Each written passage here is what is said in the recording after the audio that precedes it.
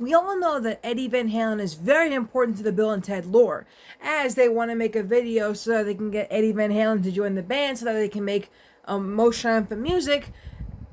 And just also, Ted wears the Eddie Van Halen shirt, well, a Van Halen shirt, and air guitar or whatever. Look, bro, I'm tired right now.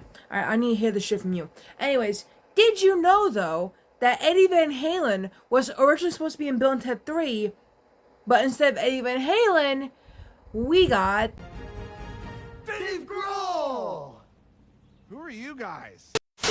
Now, as much as I love Dave and Nirvana and Foo Fighters, his cameo, now that I'm looking back on it, kind of doesn't make sense because Nirvana was never mentioned in Bogus Journey, and the only mention of Nirvana would be in the prequel comics to Bill and Ted Face Music, where Billy and Thea run to their dads because they played games with death so they can revive Kurt Cobain, and he wouldn't do it.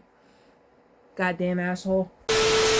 So now the question is, why was Dave Grohl making a cameo, but not Eddie Van Halen, the man who was basically the glue for Bill and Ted to make the Wild Stallions? According to themusic.com, Dave Grohl hosts a sequence that was written to be held at Eddie Van Halen's house. In a recent episode of the Paltrowcast podcast with Darren Paltrowitz, when Alex Winter said that Van Halen was extended a cameo offer in the first two films, but denied both of them. Yet he went to the Bogus Journey movie premiere when the movie came out. So, what's up with your lobes? You okay? What, the what? The lobes. Your earlobes. Huh? Your lo- Yeah, we just got done rehearsing. I didn't even get a chance to see the movie. Oh, you didn't? No, I just got here. You didn't miss a lot, man. No, I'm just Oh. However, Alex claims that Eddie might have been interested in appearing in the third movie if it weren't for his health. As we all know, he's tragically in the heavens now, having a guitar battle with, I don't know, Jimi Hendrix. We asked Eddie to be in every single movie, and every single movie he said no, Alex said, as transcribed by Consequence of Sound. So when we got to the third movie, and this was a somewhat bittersweet anecdote, we had a whole sequence which ended up being the Dave Grohl sequence. That's supposed to be at Eddie Van Halen's house. Alex added, we went to Eddie and we were like, would you please be in the third movie? He's like, you know what, guys? This one I would have done, but he was dying at that point. He was already quite sick. He didn't tell us that he was literally gonna pass, but he was like, I'm not well and I can't do it, but I really appreciate these films. We all love them, and if I wasn't sick, I would absolutely come down to New Orleans and shoot this with you.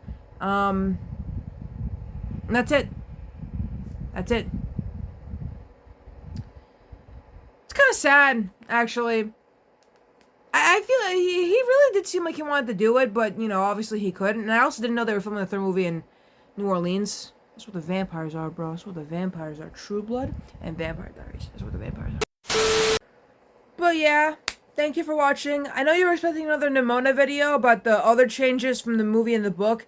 But the problem is, when I was editing, for some reason, all the audio from the beginning half of the video was gone, and only the middle had audio. So I might just like not do that one. I might make another Nimona video, but like this one was a lot. It was like all the changes from the book and the movie, and I couldn't do it. I'm sorry. I betrayed.